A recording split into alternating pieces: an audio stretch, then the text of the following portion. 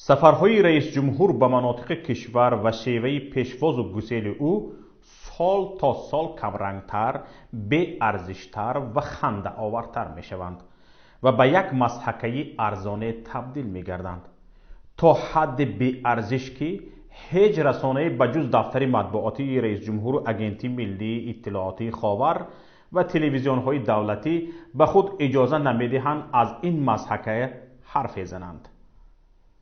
فانتزی دستاندارکاران این سفر هم دیگر قابلیت ایجاد سناریوی نو را ندارد و همه سفرهای رحمان یک رنگ و یک بو دارند. 5-6 سال قبل ضمن سفر رئیس جمهور به مناطق مردم شاهدی به فعالیت آغاز کردن کارخانه چخرد و چمیانه می شدند. هرچند نمی شود بیشتری آنها را بر روی خط دستاوردها نوشت، اما به هر حال صاحبکاران کوشش سرمایه‌گذاری در اقتصاد وطنی را داشتند. حالا روی خط دستاوردها کاملا به میوه و سبزوات و چکن و آرزوق محدود شده است. در هر سفرش امام علی رحمان در نمایشگاه دستاوردهای ساکنان ناحیه شرکت میکند و روی خط این دستاوردها از قبل به همه معلوم است: کارتوشکا و پیاز، چکن و گلدوزی، آش و پلو و بریده و نان و آرزوق و نهایت کدو.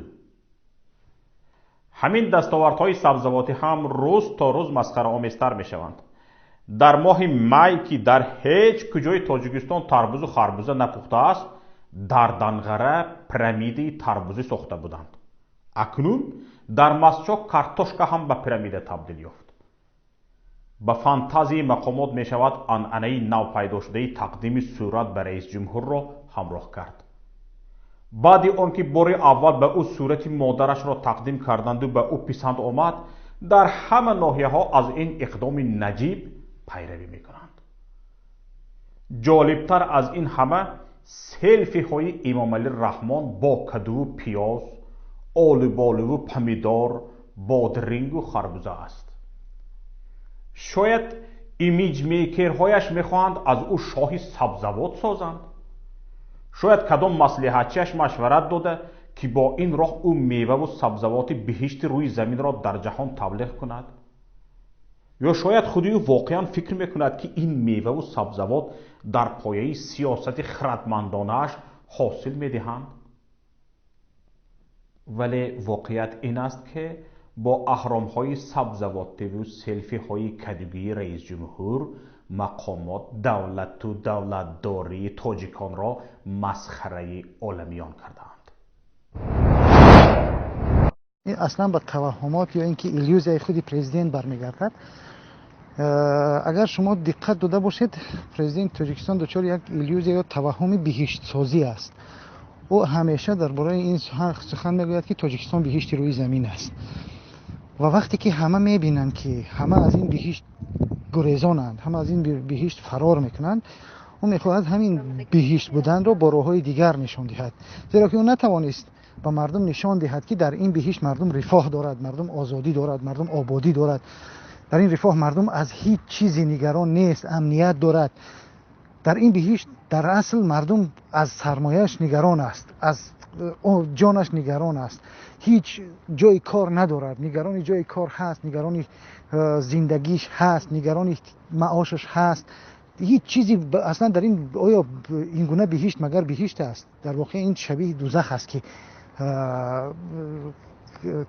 این رحمانوف پرزیدنت تاجیکستان را اصلا به یک دوزخ تبدیل داده است، ولی میخواهد همین دوزخ را با راههای دیگر به بهشت و در چشم دیگران همچون بهشت نمایش دهد.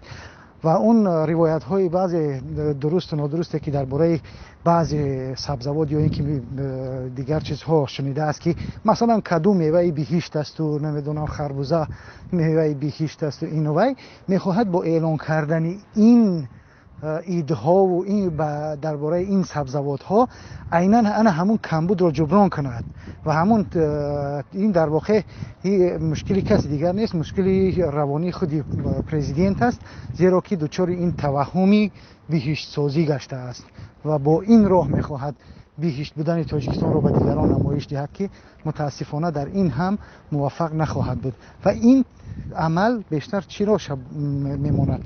این عمل پرزیدنت در واقع ما رو به یادی اون قصه میاندازد که وقتی که میگویند خر گرگ را میبیند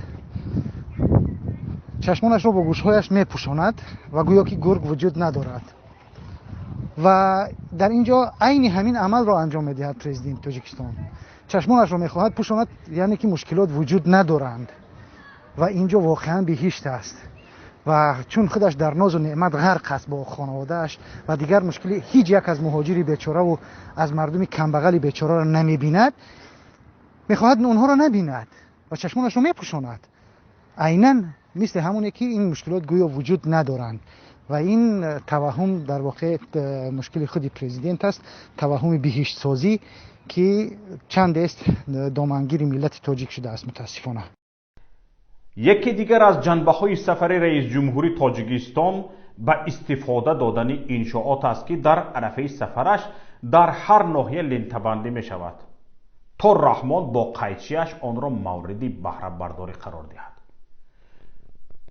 دایره این لنته ها هم تا رفتر تنگتر می شود. حال رئیس جمهور پوست را قفس کرده در افتتاحی سرتراشخانه ها هم که در رسانه های دولتی کاشانه حسن معرفی می شود اشتراک می کند. چی کند آخر؟ دیگر دستاوردی نیست؟ قبلا مقامات صاحبکاران و شرکت ها را مجبور می کردند برای تشریف رئیس جمهور انشاءات بنیاد کنند. حالا شرکت هایی که توان حتی نصب یک دستگاه را داشته باشند یا صاحبکاری که توان خواهش بنیاد انشاءات را دارند بسیار کم باقی مانده‌اند. به مقامات هم در اکثر ناحیه ها میسر نمی شود چنین شرکت یا صاحبکاری را پیدا کنند. اگر پیدا هم کردند آنها با سرسختی انکار میکنند. اکثر انشاءات با جمع کردن مبلغ از دهها صاحبکار و صدها دکاندار بنیاد می شوند. این است که طبق اطلاع منابع گوناگون دفتر رئیس جمهور به شعبه های مقامات قدرتی و انتظامی و همه نهادهایی که از مردم رشوه می گیرند سپارش می دهد که از مبلغ های از رشوه جمع کرده اشان برای خودشان بینای معموری سازند. همان چند افتتاحی بناهای نوی وزارت کارهای داخلی، کمیته دولتی امنیتی ملی یا پروکراتور را در منطقه ها می بینید از همین حساب است. اکثری صاحبکاران و صاحب شرکت ها که بدات آمده ترک فعالیت نموده رو به مهاجرت آوردند نوبت به نهنگ های منصبدار آمده است. این نهنگان منصبدار که مثل وامپیر خون مردم میمکند این را رئیس جمهور میداند. بنابر همه نهنگان گرد و اطرافش را وظیفه دار کرده که با قسم از پول رشوه پاره بینای ماموری هایشان را به قول آباد کنند و در زادگاه خود چیز بسازند وگرنه با وظیفه خود پدرود بگویند. البته این اقدام برای رفع بدنامی کمانده، اما محال است که دیگر رئیس جمهور و کمانده اش از این بدنامی و شرمندگی به آسانی برهند.